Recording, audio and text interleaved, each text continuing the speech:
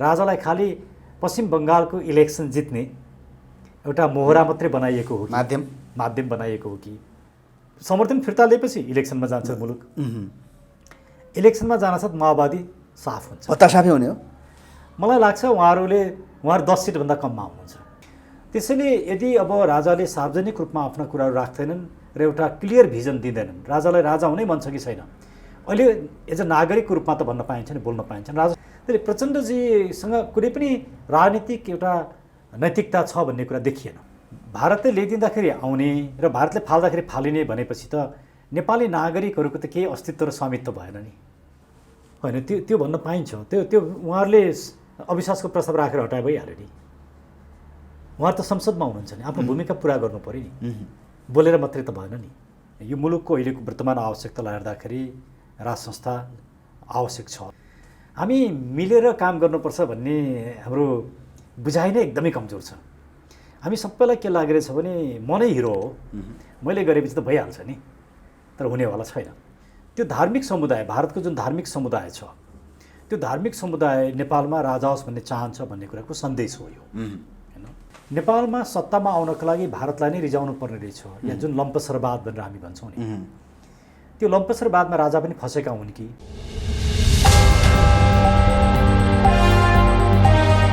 Doctor सुरेन्द्रजी, स्वागत छ हजुरलाई एकातिर टिभीमा। धन्यवाद सन्तोषजी। आराम हुनुहुन्छ?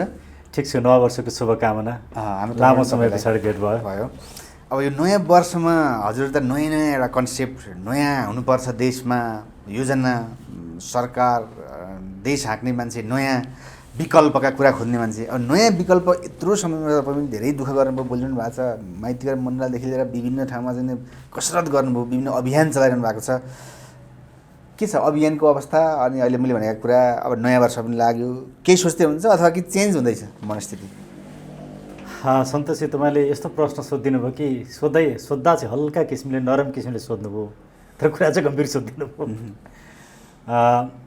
वास्तवमा अनेस्टली भन्नुपर्दा हामीप्रति नेपाली नागरिकहरूले जुन अपेक्षा गरेका थिए र हाम्रो आन्दोलनले मुलुकलाई निकास दिन्छ भन्ने जुन अपेक्षा थियो, त्यो अपेक्षा हामीले पनि पुरा गर्न सकेनौँ। तर यसको अर्थ अब हामी सिनबाट बाहिर छौँ, हामी गर्दैनौँ भन्ने होइन।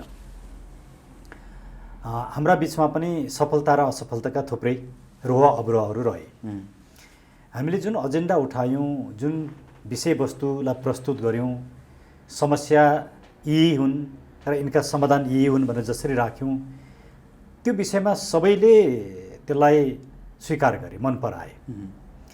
इभन हामीले उठाएका कतिपय एजेन्डाको बारेमा ठुला नेताहरूले पनि बोलेका छन्। यो एक किसिमको सफलता हो, तर यति नै कुराले मुलुक परिवर्तन हुँदैन। तर हजुरले भने जस्तै तपाईँलाई मन पराए, सपोर्ट गरे भन्दा भन्दै पनि तपाईँसँग साथ दिने सुरुदेखिका सहयात्रीले छोडे पनि त तपाईँलाई? किन छोडे हो, सहयात्रीहरू त्यसलाई विश्वास मान्ने? अब यसमा चाहिँ धेरै कुराहरू रहे, हामीले विगतमा थुप्रैचोटि बोलेका छौँ। तर एउटा समीक्षा गर्ने क्रममा के लाग्छ मलाई भने, एकातिर चाहिँ विचारमा केही मतभेद भयो। जस्तो हामीले राजाको विषयलाई जसरी उठायौँ, हुन त हामी राजावादी होइनौँ, मैले पटक पटक भनेको छु। हामी सक्रिय राजावादी होइन, तर राजा चाहिन्छ भन्ने चाहिँ तपाईँहरू होइन। हामी राज संस्था जो संविधानभित्र बस्छ, संसदभित्र बस्छ, संसदले नै नियुक्ति गर्छ, उत्तराधिकारी पनि संसदले नै चुन्छ, राजनैतिक शक्ति प्रयोग गर्दैन, नागरिकहरू नै सार्वभौम सत्ता सम्पन्न हुन् भन्ने कुरा स्वीकार गर्छ। त्यत्रो जनआन्दोलनबाट घुँडा टेकेर राजाले सबै जनतालाई दिइसकेर तपाईँहरू किन बिना काममा यो वर्किङ नोट मात्रै गरे जस्तो क्या, हुन पनि नहुने, कुरा गर्न मात्रै बाटो बाँकी राख्ने, एउटा चाहिँ भाषण गर्न र यस्तै अन्तर्वार्तामा मात्रै काम लाग्ने मात्रै कुरा भइदियो जस्तो लाग्छ मलाई। यो तपाईँले एकदमै ठिक भन्नुभयो। किनभने अब हामी यही पक्षमा छौँ कि अब राजाले नै यो विषयमा बोल्नु पर्यो। किनभने वास्तवमा हामीले एक किसिमको राजाको कुरा गऱ्यौँ, संसदभित्र बस्ने एउटा सिम्बोलिक हेड भन्नुहोस् न। अब कतिपय मानिसहरूले सडकमा तपाईँले देख्नु भएको छ, राजा आऊ देश बचाऊ भनेर सक्रिय राजाको कुरा पनि गरेका छन्। कतिपयले 47 सालको संविधान बिउजाउने कुरा पनि गरेका छन्। राजाको भर्सन चाहिँ के हो त? राजाले व्यक्तिगत रूपमा मसँग भनेर भएन, अर्को कसैसँग भनेर, जनतालाई भन्नु पर्यो, जनतालाई भन्नु पर्यो। त्यसैले अहिलेसम्म उहाँको त कुरा आएको छैन। हो, पहिलो कुरा त राजा हुन चाहन्छन् कि चाहँदैन? पहिला कुरा राजाले यो कुरा प्रश्न पार्नुपर्छ। दोस्रो कुरा, राजा यदि राजा हुन चाहन्छन् भने उनी कस्तो किसिमको राजा हुन चाहन्छन्। हिजो विगतमा राजाले गरेका के राम्रा काम भए, के नराम्रा काम भए, नराम्रा कामको लागि राजाले आफ्नो नागरिकसँग माफी माग्न पनि सक्नुपर्छ। मैले गरेको गल्तीको लागि मैले तपाईँसँग सरी भन्न सक्नुपर्छ। हामी सबैले गल्ती गरेका छौँ, गल्ती गरेका होलाौँ, तर ती गल्तीलाई महसुस गर्ने, गल्ती नदोहोऱ्याउने काम गर्नु पऱ्यो नि। र आफ्नो नागरिकसँग सरी भन्दाखेरि राजा सानो हुँदैन। र भविष्यको योजना चाहिँ के हो त?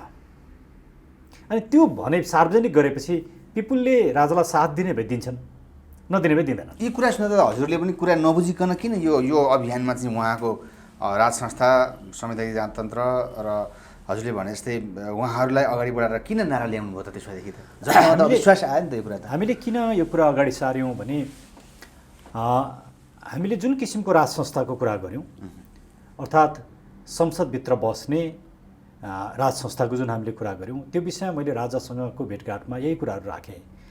यो कुरामा यहाँको सहमति हुन्छ भने हामी यो मुलुकको अहिलेको वर्तमान आवश्यकतालाई हेर्दाखेरि राज संस्था आवश्यक छ, तर यहाँको सहमति छ कि छैन भन्दा उहाँले त्यसमा सहमति नै जनाउनु भयो। त्यस पछाडि हामीले यो कुरालाई अगाडि सार्वजनिक पनि गऱ्यौँ। तर अहिले आइसकेपछि राजावादी सङ्घ संस्था या राजाको विषयमा कुरा गर्ने सडक आन्दोलन पनि विभाजित अवस्थामा छ। लामो समयसम्म हामीले नै त्यो आन्दोलन गऱ्यौँ, हामीले नै त्यो कुरालाई बोकेर हिँड्यौँ, तर अहिले आएर विभाजित छ। अब विभाजित भइसके पछाडि समस्या के भयो भने कुन चाहिँ भर्सन राजाको हो त? त्यो कुरा त थाहा पाउनु पऱ्यो नि त, त्यो पब्लिकली थाहा पाउनु पऱ्यो। त्यसैले हामीले अहिले के भनेका छौँ भने राज संस्थाको विषयमा एउटा यसको राम्रो पक्ष के हो भने राज संस्था चाहिँ राजनीतिभन्दा माथि उठेको हुन्छ। उसलाई राजनीति गर्नु पर्दैन, उसले राजनीतिक दलभित्र बस्नु पर्दैन, दलीय राजनीति गर्नु पर्दैन, गुट बनाउनु पर्दैन। तर हिजोका जुन किसिमका समस्याहरू रहे, दरबारभित्रको पनि भूमिगत गिरो, सूर्यबहादुर थापाले भन्थे नि भूमिगत गिरो, या त्यो संस्था ट्रान्सपरेन्ट नहुने, यी सब हिजोका गलत कुराहरूभन्दा बाहिर आउनुपर्छ। हामीले भनेको कुरा त्यो हो। त्यसैले यदि अब राजाले सार्वजनिक रूपमा आफ्ना कुराहरू राख्दैनन् र एउटा क्लियर भिजन दिँदैनन्, राजालाई राजा हुनै मन छ कि छैन, अहिले एज अ नागरिकको रूपमा त भन्न पाइन्छ नि, बोल्न पाइन्छ नि, राजासँग त्यो वाक। तर तपाईँ बिचबिचमा योभन्दा अगाडिको यो 77 सालको बिचको समयमा महिनामा त अथवा राजासँग भेटघाट भइरहेको थियो, तपाईँको सम्पर्क भइरहेको त तपाईँलाई विश्वास थियो नि केही न केही तपाईँको अभियानमा उहाँले साथ दिनु होला अथवा भनेको कुरा केही वास्तविकतामा जाला भने अब चाहिँ मन मार्नु भएको हो राजासँगको राजसँग? मन मारे होइन, मन मारेको होइन, तर 2-3वटा कुराहरू रहे। एउटा कुरा चाहिँ हेर्नुहोस् न, मुलुकमा राजनीति यति नराम्रोसँग असफल भयो, भ्रष्टाचार छ, व्यथिति छ। अब राजाको कुरा गरेर यी सब कुरालाई चाहिँ पन्छ्याउनु त राम्रो हुँदैन नि। त्यसले अहिले हामी चाहिँ के पक्षमा छौँ भने पोलिटिकल एजेन्डालाई थाती राख्थ्यौँ। गणतन्त्र चाहिने कि राजा चाहिने कि कस्तो राजा चाहिने, यी कुराहरू नेपाली नागरिकले निर्णय गर्ने विषय हुन्। अहिले कम्तीमा पनि भ्रष्टाचारको विरुद्धमा सबै एक ठाउँमा आउँ, गणतन्त्रवादी पनि आउँ, राजावादी पनि आउँ, जे वादी छन्। एकछिन वादलाई बिर्स्यौँ, किनकि वादले केही हुनेवाला छैन, वादले भात खान दिँदैन, वादले मुलुक बनाउँदैन पनि। त्यसैले ती विषयमा भोलि नेपाली नागरिकलाई निर्णय गर्न दिदिउँ, नेपाली नागरिकले निर्णय गर्छन्। तर अहिले चाहिँ सबै यदि मुलुक समस्याग्रस्त छ, मुलुकमा राजनीति असफल भयो, मुलुक सङ्कटमा छ, भ्रष्टाचारले मुलुकलाई आक्रान्त बनायो, व्यथिति र लुटतन्त्रले मुलुक आज आक्रान्त छ भन्ने विषयमा यदि हामी सहमत हुन्छौँ भने हामीले पोलिटिकल आइडियोलोजीलाई नहेरौँ, सबैजना एक ठाउँमा आउँ, मुलुकलाई बचाउने काममा लागौँ, राष्ट्रवादी सम्पूर्ण शक्तिहरू एक ठाउँमा, डेमोक्रेटिक फोर्सेसहरू एक ठाउँमा आउँ भनेर हामी त्यो किसिमको एउटा सञ्जाल निर्माणको पक्षमा छौँ। र अब यो पक्षमा जाँदाखेरि हामी दुईवटा किसिमले हेरिरहेको छौँ। एउटा चाहिँ अभियानको रूपमा मात्रै गएर त्यसले राजनीतिक विकल्प दिन सक्दो रहेछ, त्यो हाम्रो अनुभवले देखाएको कुरा। किनकि at the end of the day तपाईँ इलेक्सनमा जानुपर्छ, डेमोक्रेसीलाई मान्ने हो भने। अब डेमोक्रेसीलाई नमान्ने हो भने इलेक्सनमा नगए पनि भयो। हामी डे 1 देखि हामी डेमोक्रेसीमाथि विश्वास गर्छौँ। त्यसैले एउटा पोइन्टमा इलेक्सनमा जानुपर्ने हुन्छ। यी गलत भयो भनेपछि सही मान्छे त आउनु पऱ्यो होला नि, होइन? त्यसले सही मान्छेलाई आउने एउटा फोरम दिनका लागि पनि हामी अब राजनीतिक दलमा जाने विषयमा हाम्रो एक किसिमको सहमति भइसकेको छ। कुन पार्टीसँग मिल्ने हुनुहुन्छ अथवा चाहिँ आफ्नै पार्टी खोल्ने? नेपालका लागि नेपाली, त्यही कुरा हो। त्यही हो। त्यही नै हो भने त सबै कुरा त्यही नै हुने हो नि। नेपालका लागि नेपाली हिजो अभियान थियो, अब दलमा रूपान्तरण हुन्छ। तर दलमा रूपान्तरण हुँदाखेरि राजनीतिक पार्टीको रूपमा दर्ता गर्नुहुन्छ हो। नेपालका लागि नेपाललाई हामी राजनीतिक दल बनाउँछौँ। विवेकशील साझा जस्तै पनि पाठ्यक्रम हेर्नु होला नि त, अलिकति केही ध्यान दिनु पर्ला। एकदमै धेरै, किनभने दल बनाउनु मात्रै पर्याप्त छैन नि, साइनबोर्ड राखेर मात्रै त केही हुँदैन नि, त्यसलाई सफल बनाउन सक्नु पर्यो। अब सफल बनाउने कुरामा चुनौतीहरू एकदमै धेरै छन्। पहिलो चुनौती त के छ भने यति धेरै राजनैतिक दल छन् मुलुकमा। म हिजो मात्रै पनि एकजना राजनैतिक दलको व्यक्तिसँग छलफल गरिरहेको थिएँ। मैले उहाँका कुरा सुने अनि मलाई के लाग्यो, मैले उहाँलाई कन्भिन्स गर्न सक्दिनँ भन्ने मलाई लाग्यो। मैले आफ्नो कुरा राखेन। हामी मिलेर काम गर्नुपर्छ भन्ने हाम्रो बुझाइ नै एकदमै कमजोर छ। हामी सबैलाई के लागिरहेछ भने म नै हिरो हो, मैले गरेपछि त भइहाल्छ नि, तर हुनेवाला छैन। तर समस्या कहाँ छ भने साझा विवेकशील ले पनि सुरुमा आउँदा एक किसिमको ठुलै उत्साह मुलुकमा देखाएको थियो। हाम्रो अभियानले पनि ठुलै उत्साह देखाएको थियो, तर अहिले त्यो उत्साह छैन। तपाईँको पनि मन अलिअलि मर्न थालेको हो, मतलब उत्साह छैन। हामीमा त उत्साह छ, तर पिपुलले जसरी हामीलाई साथ दिएको थियो त्यो त अहिले छैन नि। सहयात्रीले साथ छोडे, तपाईँलाई आफूलाई नजिकका होइन नेतृत्व दलले साथ छोडे, सहकर्मीले साथ छोडे। त्यो चाहिँ कस्तो थियो भने त्यसभित्रका थुप्रै पक्षहरू थियो। अहिले म त्यसलाई नकोट्याउँ, हामी त्यसले खासै धेरै दुखित छैनौँ। तर दुखित हामी कहाँ छौँ भने हामीले पनि मुलुकभरि जसरी आन्दोलन उठाउनु पर्थ्यो, किनकि यसको लागि राम्रो वातावरण थियो, त्यसमा हामीले पनि गर्न सकेनौँ होइन। तर यसको अर्थ हामी निराश भएका थाकेका होइन, हामी अब नयाँ किसिमले जानुपर्छ। राजाको एजेन्डालाई धेरै प्रायोरिटी दिन हुँदैन भन्ने पक्षमा छौँ हामी। अब चाहिँ हो, राज संस्था अथवा राजा होइन, राज संस्थाकै एजेन्डालाई पनि धेरै महत्त्व दिन हुँदैन। यो शासकीय स्वरूप किन विश्वास घट्यो राजाबाट तपाईँहरू? किन विश्वास घट्यो भन्दा पनि जब राजावादी आन्दोलन नै विभक्त भइसके पछाडि प्रश्न के हुन्छ भने राजाको कुरा चाहिँ के हो त? तपाईँहरूले यत्रो कष्ट गर्दा पनि वास्तविक कुरा थाहा पाउन सक्नु भएन होइन। हामीसँग भएका कुरा त व्यक्तिगत कुराहरू भए, तपाईँको त प्रत्यक्ष भेट पनि भएको हो, भेटघाट भए, कुराकानी भए। तर भेटघाट र कुराकानी भइसके पछाडि त्यो आन्दोलन त एउटै आन्दोलन भएर जानु पर्थ्यो नि, उद्देश्य एउटै हुनुपर्थ्यो। उद्देश्य एउटै हुनु पर्थ्यो नि, भएन नि। जस्तै यही कुरामा राजा अहिले भारतको हरिद्वारमा विशेष धार्मिक निमन्त्रणामा हुनुहुन्छ र उहाँले खुलेआम मजाले उहाँ चाहिँ त्यहाँ सपोर्ट गरेर उहाँलाई चाहिँ नि नरेश भनेर, श्री 5 को सरकार भनेर नेपालकी राजाको हैसियतमा त्यहाँ सम्मान गद्दीमा बसाइएको छ र उहाँले पनि त्यसलाई स्वीकार गरेर चाहिँ मजाले धार्मिक क्रियाकलाप उहाँले पनि गरेर सपोर्ट गरिदिनु भएको छ। तर यहाँ नेपालका नेताहरू राजनीति तर्सिएका छन् र जनतामा के हो राजा किन यसरी, भारत त राजा चाहने रहेछ नि त, क्या हो अझै आउँछ नि क्या अब राजा भारतको सपोर्टबाट नेपालमा आउँछ नि क्या भन्ने कुरामा तपाईँलाई के लाग्छ र विश्लेषक भएको नाम? यसका 2-3वटा पक्षलाई हेर्नुपर्छ सन्तोषजी। एउटा कुरो, राजा यसरी धार्मिक कार्यक्रममा भारत गएका पहिलोचोटि होइनन्। 2018मा पनि गएको थिए। 2018मा जाँदा पनि राम्रो भव्य स्वागतै भएको थियो। त्योभन्दा बेसी स्वागत अहिले भयो। अब श्री 5 कै सरकारको नाममा उहाँलाई उद्घोष गरिएको छ, नेपाल नरेशकै नाममा गरिएको छ, गरियो। पूर्व राजा भनिएको छैन। यसले के देखाउँछ भने त्यो धार्मिक समुदाय, भारतको जुन धार्मिक समुदाय छ, त्यो धार्मिक समुदाय नेपालमा राजा होस् भन्ने चाहन्छ भन्ने कुराको सन्देश हो यो हैन। तर मुख्य कुरा भारतले चाहेर राजा हुने र भारतले नचाहँदा राजा हुने कुरोको पक्षमा हामी। तर कोही विश्लेषकहरू त भारतले गर्दा राजा हटेका थिए र भारत चाह्यो भने आउँछन्, यहाँ भारतले खेल्छ भन्ने पनि विश्लेषण गरेका छन् कोही जानकारहरू। होइन, त्यो विश्लेषण एक किसिमले सत्य हो, किनकि हिजो राजा हटाउने बेलामा भारतको ठुलो भूमिका रह्यो। 12 बुँदे नै यी सबै कुराको कारक तत्त्व हो। तर भारतले ल्याइदिँदाखेरि आउने र भारतले फाल्दाखेरि फालिने भनेपछि त नेपाली नागरिकहरूको त केही अस्तित्व र स्वामित्व भएन नि। 12 बुँदेको कुरा भएपछि त जस्तै कहिले के प्रचण्डज्यूहरू भन्छ हामीले त राजतन्त्र फालेर गणतन्त्र ल्याएका हौँ भन्ने कुरामा 1 नम्बरमा उहाँहरू हुनु त अगाडि राजतन्त्र फाल्नु होइन। प्रचण्डजीको त म ठुलो विरोधाभास देख्छु, किनकि डाक्टर केबी रोकासँग यहाँले सोधौँ, यहाँको इन्टरभ्यू पनि छ कि डाक्टर केबी रोकाले प्रष्टै भन्नुभएको छ नि, प्रचण्डजी बाबुरामजीहरूले डाक्टर केबी रोकालाई राजासँग वार्ताको लागि पठाउनु भयो, उहाँहरूले राजालाई स्वीकारेको पनि हो। तर प्रचण्डजीहरूको कुरा के थियो भने चुनाव नगरिकन उहाँहरूलाई नै सत्ता दिनुपर्ने, त्यो कुरामा राजाले मानेनन्। निर्वाचनमा जानुपर्छ भन्ने कुरा राजाको कुरा, उहाँहरू आफ्नो शासन एक दलीय शासनको रूपमा चलाउन चाहनुहुन्थ्यो, पञ्चायत जस्तै प्रचण्डहरू। त्यो कुरा राजाले स्वीकार गरेनन्। त्यही कारणले गर्दाखेरि प्रचण्डजीहरू र राजाको बिचको वार्ता सफल नभएको हो। त्यसको मुख्य भूमिका त राजाकै स्ट्यान्डको कुरा हो। त्यसले प्रचण्डजीको कारणले यहाँ गणतन्त्र आएको, उहाँकै कारणले जनयुद्धले आएको भन्ने कुरा त्यो चाहिँ सबैको कारणले आयो। त्यसमा प्रचण्डजी पनि लाग्नुभयो, अरू पनि लागे, सबै लागे, त्यो वातावरण त्यस्तो बन्यो। त्यसमा एकमा भारतको थियो ब्याकअपमा। सबभन्दा ठुलो भूमिका त भारतकै रह्यो नि। तपाईँले जस्तो इनसाइड नेपाल भन्ने पुस्तक नै हेर्नुहोस्, या भारतका पूर्व जर्नलहरू र रहका मान्छेहरूले लेखेका अरू पुस्तकहरू, बोलेका इन्टरभ्यूहरू हेर्नुहोस्, त्यसले देखिन्छ, प्रष्ट हुन्छ त्यसमा भारतको कति ठुलो भूमिका थियो भन्ने कुरा। र कतिपय पूर्व जर्नलहरू त भने हामीले प्रचण्डलाई राज संस्था फालेर प्रचण्ड ल्याएर गल्ती गरेछौँ भनेर पनि बोले।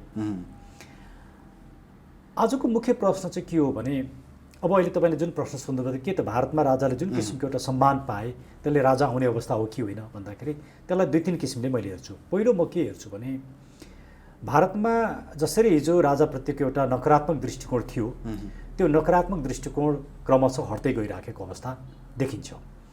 त्यसले नेपालमा राज संस्थाको भूमिका या राज संस्थाको आवश्यकतालाई मद्दत गर्छ। तर फन्डामेन्टल पोलिटिकल क्वेसन के हो भने, भारतको कारणले नेपालमा राजा आउने, भारतको कारणले नेपालका राजा हट्ने कुरासँग हाम्रो सहमति छैन। हामी भारतको कारणले राजा आउन् भन्ने कुरा चाहँदैनौँ। राजा आउँदाखेरि नेपाली नागरिकले ल्याउनुपर्छ। नेपाली नागरिक ल्याउँछन् ठिक छ, ल्याउँदैनन् त्यो पनि ठिक छ, त्यो मानिँदैन। त्यो मानिँदैन। भारतको कारणले आएर कति दिनसम्म टिक्छ? तर हटाउनु त भारतकै कारणले हटेको छ नि त, त्यसमा त विवादै छैन नि। तर आउने सम्भावना पनि देखियो नि त, हाम्रो भनाइ भन्दै पनि हुनसक्ने हो होइन, सम्भावना छ।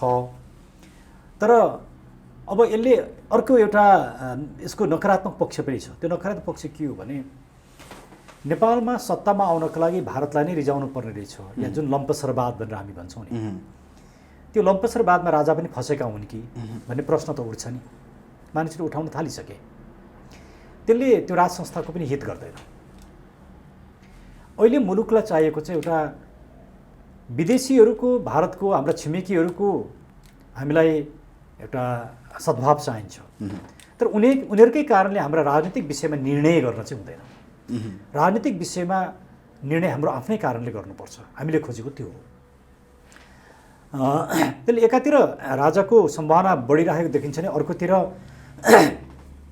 कतै राजा पनि लम्पसरवादमा फसेका हुन् कि भन्ने अर्को शङ्का पनि उब्जेको छ। र तेस्रो पक्ष चाहिँ जुन पश्चिम बिहारको जुन इलेक्सन छ अहिले, त्यो इलेक्सनमा पश्चिम बिहारमा एउटा साइजेबल सङ्ख्यामा नेपालीहरू मतदाता छन् त्यहाँ।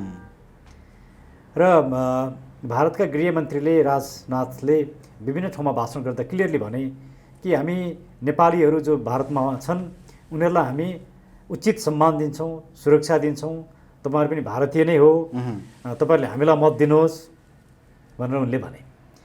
राजा यो समयमा जाने अनि त्यही समयमा नेपालीहरूको मत माग्ने, ले गर्दाखेरि कतै राजालाई खालि पश्चिम बङ्गालको इलेक्सन जित्ने एउटा मोहरा मात्रै बनाइएको हो, माध्यम बनाइएको हो कि भन्ने कुरा पनि छन्। त्यसले म अहिले राजा आइहाल्छन् भनेर म उत्साहित पनि छैन, म त्यो सन्देश दिन पनि चाहन्न, र मैले त्यसरी हेरेको पनि छैन। त्यसो भए डाक्टर साहब, अब नेपालको राजनीतिलाई पनि हजुरले नजिकबाट निहाल्ने क्रम र त्यही अनुसार आफूले वैकल्पिक पार्टीको खोज गर्ने क्रममा अहिले संसद विघटन हुनु, प्रधानमन्त्रीले अरूको विश्लेषणको आधारमा कुरा गर्दा प्रधानमन्त्रीले कु गर्नुभयो ओलीज्यूले, त्यसपछि नेकपा फुट भयो, अब अहिले त सबै फुट भएर सबै आफ्नो ठाउँमा पुग्नु र प्रधानमन्त्रीले अझै पनि सत्ता मोह नत्याग्नु र प्रचण्डज्यू महत्त्वपूर्ण नेपालको छुट्टै कुरा हुनुले देशलाई र राजनीति अनि प्रधानमन्त्रीले गर्नुपर्ने कुरा, अरू नेताले गर्नुपर्ने कुरालाई कसरी विश्लेषण गर्नुभएको छ? अब यो चाहिँ के हो भने, नेपाली खास गरिकन नेकपाभित्र आएको फुट चाहिँ नेपालको राजनीतिमा देखिएको असफलता हो। उहाँहरू विचारको लागि या एउटा पोलिसीको लागि, एउटा पोलिसी चोइसको लागि राजनीति गरेको नभएर सत्ताको लागि राजनीति गर्नुभएको भन्ने कुरो देखिन्छ, कुर्सीको लागि। आफू कुर्सीमा नहुन साथ उहाँहरू जे पनि गर्न तयार, पार्टी फोड्न पनि तयार, संसद भङ्ग गर्न पनि तयार, जे गर्न पनि तयार। यो किसिमको प्रवृत्ति चाहिँ मुलुकको हितमा छैन भन्ने कुरा अब नागरिकले बुझे। केपीओले संसद भङ्ग गर्नु हुँदैन थियो र? होइन, संसद भङ्ग गर्नुलाई म प्रतिगमन भन्दिनँ, किनभने पिपुलकामा जाने, उहाँले इलेक्सन नगरिकन बिना इलेक्सन संसद भङ्ग गरेको भए त्यो प्रतिगमन हो, त्यो गलत हो। तर इलेक्सनको डेट तोकेर इलेक्सनमा जानको लागि संसद भङ्ग गर्ने कुरा चाहिँ त्यो गलत होइन। तर यही समयमा उहाँलाई त्यत्रो शक्ति र त्यत्रो साथ सहयोग गरेर देश र विकासको समृद्धि र सुखी नेपाली बनाउनलाई दिएपछि उहाँले किन भङ्ग गर्नुपर्छ त? उहाँले भन्नुहुन्थ्यो मलाई काम गर्न नदिएर मैले गरेँ, त्यो अवस्था आएको थियो। त्यो त पार्टीभित्रको उहाँहरूको विवाद, पार्टीको विभाजन, 18 पृष्ठको कि 19 पृष्ठको डकुमेन्ट, अर्को 36 पृष्ठको डकुमेन्ट त्यसैले देखाउँछ। ती कुराहरूले नेपालको यत्रो करोडौँ जनताले दुःख पाउने त हो भन्ने कुरा। त्यसैले अहिलेको मुख्य प्रश्न चाहिँ के हो भने उहाँहरू असफल हुनुभयो, ओलीजी पनि सफल होइन। तर उहाँ त मैले विकासको कुरा हिजो पनि सम्बोधन गर्दै हुनु देशवासीको नाम, विकास, समृद्धि, उद्घाटन, मेलम्चीको पानी, पुलको कुरा। अब कोभिडमा मैले औषधि ल्याएँ त्यही मेरो सफलता भनेर त त्यो त हास्यास्पद कुरा हो। कोभिडमा मान्छेले खान पाएनन्, कति मान्छेको ज्यान गयो र सामाजिक अभियन्ताहरूले खुल्ला स्थानमा भोका मान्छेलाई एक छाक खुवाउँदाखेरि पनि जसरी ती भाँडाकुँडाहरू पुलिसले समातेर लिएर गयो, खाना खुवाउन दिए। तर अरू देशको तुलनामा त सुरक्षितै भएको मानिन्छ है फेरि एकछिन, होइन भने? अनि यो चाहिँ पोलिटिक्सको कारणले सुरक्षित भएको होइन नि, यसको पछाडिको थुप्रै कारणहरू होला, इकोलोजिकल फ्याक्टर होला, हाम्रो आफ्नो रेजिस्टेन्स क्यापेसिटी होला नेपालीहरूको, धेरै कारण। अब मेरो यो विषय तर प्रधानमन्त्रीहरू त उहाँहरू त्यसो भन्नुहुन्छ नि त, हामीले गर्दा चाहिँ कति सुरक्षित भयो, मान्छे मरिएको छैन, अरूले रोगले मरिएका हुन्, खासमा भन्ने हो भनेदेखि कोरोनाले गर्दा मरिएको पनि छैन भन्ने कुरा पनि अलिकति आउँछन् नि। अब यो उहाँको कारणले कोरोना नलागेको भन्ने कुरा होइन। अब यो चाहिँ कस्तो हास्यास्पद कुरा भयो भने चीनबाट आएको कोरोना चाहिँ अलिक कमजोर, भारतबाट आएको चाहिँ अलिक तगडा भनेर उहाँले बोले जस्तो कुरा भयो क्या यो चाहिँ हास्यास्पद कुरा हो। समग्रतामा हेर्दा होइन, हुँदै नभएको त केही पनि होइन नि, जेरो नै भएको त होइन नि। जस्तो बाटाहरू भएको छन्, कालोपत्री लगाइएको छ, तर त्यो कालोपत्री लगाउँदा कति क्वालिटीको लगाइयो, त्यसमा जति पैसा खर्च गरे त्यो बराबरको भयो कि भएन, त्यो स्ट्यान्डर्ड मिट भयो कि क्वेसन त त्यो। तपाईँको विचारमा नैतिकताको आधारमा प्रधानमन्त्रीले राजनीति दिनुपर्छ त पुनर्स्थापना भइसकेपछि? यो कुरा के लाग्छ? पर्दैन थियो, किनभने अदालतले नैतिकताका आधारमा राजीनामा दिने भनेर भनेन। अब अर्को कुरा, पुनर्स्थापना भइसके पछाडि त उहाँलाई हटाउन सक्यो नि, यो त माओवादीले हटाउनु पऱ्यो नि, किनकि माओवादीले समर्थन फिर्ता नलिएको कारणले उहाँ अहिले पनि सत्ता लिँदैन। माओवादी समर्थन फिर्ता जड के छ? यसको पछाडिको जड चाहिँ के हो भने समर्थन फिर्ता लिएपछि इलेक्सनमा जान्छ मुलुक, इलेक्सनमा जान साथ माओवादी साफ हुन्छ, हतासाफै हुने हो। मलाई लाग्छ उहाँहरू 10 सिटभन्दा कममा आउनुहुन्छ। त्यो ठुलो पार्टी 10 सिटै उहाँहरूको लागि भारी पर्छ, 10 सिट ल्याउनु नै ठुलो कुरा हो। उहाँहरू त्यो अवस्थामा हुनुहुन्छ, त्यो प्रचण्डजीहरूले बुझ्नु भएको छ। त्यही भएकोले उहाँ कुनै पनि हालतमा अहिले इलेक्सनमा जान चाहनुहुन्न होइन। उहाँले इच्छा गरेअनुसार हुन्छ त अझै उहाँ 3-4 वर्ष पछाडि मात्रै इलेक्सनमा जाने कोसिस गर्नु होला, तर त्यो सम्भव छैन। अब ओलीजीलाई चुनावमा जानु छ फेरि छिटै, किनभने उहाँलाई के लागेको छ भने म जति पपुलर त अहिले कोही पनि छैन, मैले जसरी पनि जित्छु होइन। मैले ठोरीको कुरा गरेको छु, राम मन्दिरको कुरा छु, पशुपतिमा क्या गरेको छु, मैले हिन्दू धर्मको विषयमा विभिन्न ठाउँमा यसरी मन्दिरको कुरा गरेपछि मलाई हिन्दू धर्मका पक्षले नै भोट, सिमानाका काम गरेको छु, नक्साको काम गरेको छु, उहाँलाई यो भ्रम छ। उहाँले के कुरा ढाँटिरहनु भएको छ भने इन्डियाको खुफिया विभागको प्रमुख आइसके पछाडि उहाँले चुचे नक्सालाई बुचे बनाइदिनु भयो। अहिले उहाँले शुभकामना सन्देश, त्यही बेलादेखिका उहाँका शुभकामना सन्देशहरू त बुचे नक्सा प्रयोग भएको छ। उहाँले चाहिँ सिङ्गो राष्ट्रियताको इस्युलाई जहिले चुनावसँग जोडिदिनु भयो, मतसँग, मान्छेलाई इमोसनल्ली ब्ल्याकमेल गर्ने, त्यसमा उहाँ खप्पिस हुनुहुन्छ। अब चुनाव आउन आँटेपछि उहाँले उत्तेजक कुराहरू गर्नुहुन्छ। हिजै भन्नुभयो नि, अब हामी वृद्ध भत्तालाई 5000 के कति पुर्याउँछौँ, बढाउँछौँ, के भन्नुभयो होइन। उहाँ यस्तै यस्तै कुराहरू गर्नुहुन्छ। उहाँले के पनि भन्न बेर्ला आउनुहुन्न भने हामी यो मुलुकलाई हिन्दू राष्ट्र बनाउँछौँ या सङ्घीयताको विकल्प खोज्छौँ पनि भन्न बेर्ला आउनुहुन्न। तर उहाँले त्यो भन्न साथ चाहिँ प्रचण्डले उहाँलाई सिध्याउँछन्, हो ओलीले यही गर्न लागेको छ र त हामीले ओलीको विरोध गरेर भन्छन्। उहाँलाई त्यो भन्न सक्ने अवस्था छैन। तर चुनावमा जाँदाखेरि उहाँले काहीँ न काहीँ यो सङ्घीयता विरोधीहरू र हिन्दू धर्मको पक्षका मान्छेहरूको मत लिने केही न केही रणनीति बनाउनुहुन्छ। तर उहाँले मान्नुहोस् चुनाव जितेरै आउनुभयो, 2/3 नभइकन त संविधान संशोधन हुँदैन। संविधान संशोधन नभइसकेपछि हिन्दू धर्म पनि आउँदैन, संहिताको पनि विकल्प खोज्न सकिँदैन। त्यसले ओलीजीले भ्रम छर्ने काम गर्नुभएको छ। समग्रतामा मुलुक र मुलुकको राजनीति असफल भएको, यस्तो अवस्थामा जुन किसिमका चुनौतीहरू आएका छन् त्यो चुनौतीमा अब एउटा नयाँ राजनीतिक विकल्प दिनुपर्ने आवश्यकता छ। त्यसका लागि हामी सबैले आउट अफ द बक्स आउनुपर्छ। मैले हिजो जे गरेँ त्यही नै ठिक भनेर भनियो भने हुँदैन। आफूले कहाँ कहाँ गल्ती गरियो त्यो पनि अब महसुस गर्नुपर्छ। गल्तीबाट सिक्ने हो, पाठ सिक्ने हो। यो त नेपाली काङ्ग्रेस पनि भित्र मनमा त के होला, तर म प्रधानमन्त्री बन्छु जसपालाई म हामीलाई साथ दिए भन्नेसँग पनि शेरबहादुरले मिटिङ गरेका पनि घटना छन्। अनि त्यो त स्टेटमेन्टै आयो नि, उनीहरूले पब्लिकली बोले नि। तर शेरबहादुरलाई साथ दिँदैनन्, किनभने शेरबहादुर र माओवादी केन्द्रको कारणले मात्रै बहुमत पुग्दैन, जसपा चाहिन्छ। जसपा अब अहिले माओवादी केन्द्रले आफ्नै सांसदलाई कारवाही गरेको छ, संसद सदस्यबाट हटाएको छ, मान्छे उसको स्ट्रेन्थ त झन् कमजोर भएको छ, उसको भोटै कम भएको छ नि। अब यो अवस्थामा उनीहरूलाई बहुमत पुर्याउन सजिलो छैन, किनकि जसपाले पूर्ण रूपमा काङ्ग्रेसलाई साथ दिने अवस्थामा देखिँदैन। जसपाको एउटा लबी कुनै न कुनै रूपमा ओलीजीलाई नै साथ दिने अवस्थामा देखिन्छ। अब जसपाले साथ दिएन भने सांसद खरिद बिक्रीका कुराहरू हुन्छन्, हर्स ट्रेडिङ हुन्छ, कसले किन्न सक्ने, कसले इन्फ्लुएन्स गर्न सक्ने। यसले गर्दाखेरि माओवादी केन्द्रले दिएको समर्थन झिक्न साथ शेरबहादुर देउवा यो तिनटै मिलेर पनि सरकार बनाउन सक्ने अवस्था छैन। सरकार बनाउन नसके पछाडि चुनावमा जान्छ मुलुक। त्यो चुनावमा नजाओस् भनेर प्रचण्डजी त्यही ओलीको विरुद्धमा यत्रो उहाँले विद्रोह गर्नुभयो, गाली गलौज हिलो छेपाजो सब कुरा भयो, पार्टी फोडियो, अनि त्यही ओलीलाई समर्थन दिन उहाँ बाध्य हुनुहुन्छ। त्यसले यो नेपाली राजनीतिको विडम्बना हो।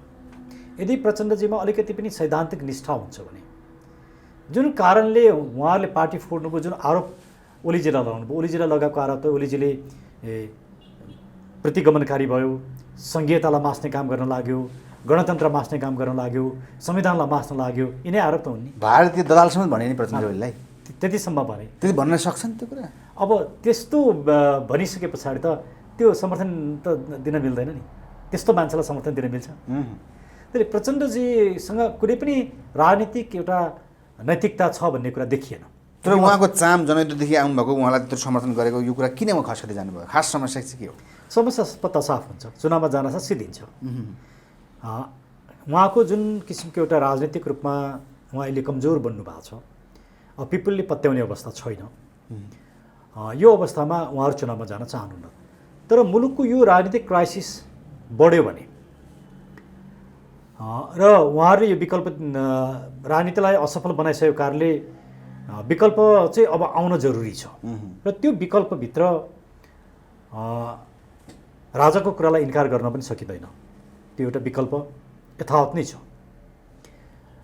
अब राजा स्वयं आफ्नो राजाको आउने उद्देश्य छैन, मनसाय छैन भने पनि, या त्यो कुरा सार्वजनिक भएन भने पनि मुलुकको यो अस्तव्यस्ततालाई चुप्प लागेर सहन सकिने अवस्था छैन। त्यसैले एउटा बृहत्तर राजनीतिक विकल्प, त्यो विकल्पभन्दा पनि अब यो मुलुकलाई मेन स्ट्रिम दिने शक्ति, अब यो काङ्ग्रेसले पनि यो समस्याको समाधान गर्न सक्दैन, ओलीजीले पनि सक्नुहुन्न, एमाले पनि सक्दैन, माओवादी केन्द्रले पनि सक्दैन, माधव नेपालहरूले पनि सक्दैन।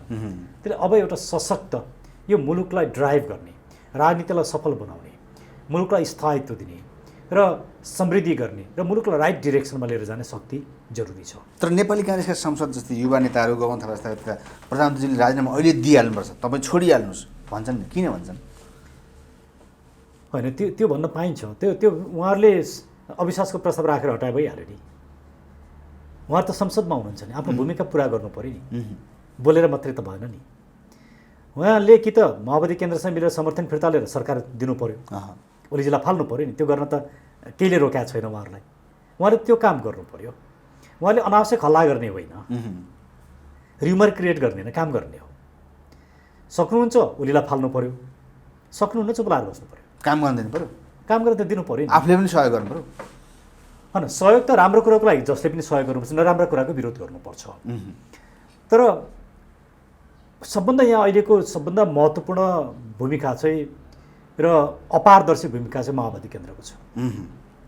यसलाई कतिपय विश्लेषकहरूले होइन यी सबै भारतबाट सञ्चालित हुन्, त्यसैले भारतले नबनेसम्म, भारतको इसारा नभएसम्म प्रचण्डले झिक्दैनन् भन्ने भन्छन्। अब यो कति ट्रु हो, कति सही हो, कति गलत हो मलाई थाहा छैन।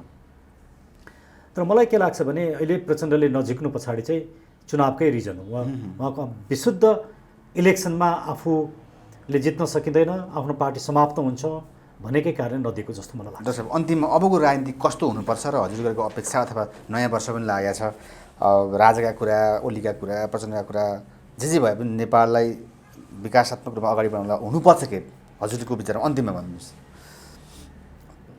लोकतन्त्रसहितको राज संस्था स्थापित भएदेखि निषेधको राजनीतिलाई अन्त्य गरेर, प्रतिशोधको राजनीतिलाई अन्त्य गरेर सबैले स्वीकार्यता, राजनीतिक स्वीकार्यता, टलरेन्सको आधारमा अगाडि जानु राम्रो हुन्छ एउटा। तर जोसुकै सत्तामा आए पनि नआए पनि मुख्य कुरा भ्रष्टाचारको अन्त्य हुनुपर्छ, व्यथितिको अन्त्य हुनुपर्छ, यो राजनीतिक असफलताको, राजनीतिक विशृङ्खलताको अन्त्य हुनुपर्छ, राष्ट्रियतामा जोगिनुपर्छ। र आज जसरी न्यायपालिकामा जुन किसिमका विकृतिहरू देखिएका छन्, कतिसम्म भन्छन् हाम्रा क्लाइन्टहरू भने तपाईँको बस फिस कति हो, यति, अनि न्यायाधीशलाई चाहिँ कति पैसा दिनुपर्छ भनेर सोध्छन्। त्यसले हामीलाई एक किसिमको ग्लानी हुन्छ, यो पेसाप्रतिकै अमर्यादित भएको आफूलाई महसुस हुन्छ। आज मुलुक त्यो अवस्थामा छ।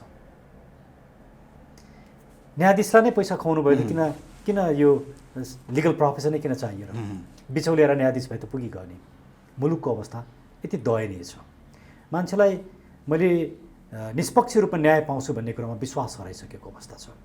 मुलुकमा परिवर्तन एकदमै जरुरी छ। त्यसैले अब यो परिवर्तनका लागि ओलीको सत्तामा को प्रधानमन्त्री बन्छ, कसको सरकार बन्छ, यो नन अफ दिस, मलाई यस्तो यो ठुलो कुरा मानिएन। यो ठुलो कुरा होइन, जसुकै बनोस्, किनकि त्यसले मुलुकको समस्या समाधान हुँदैन। त्यसले मुलुकको समस्या समाधान हुने बाटोको खोजी गर्नु पर्यो।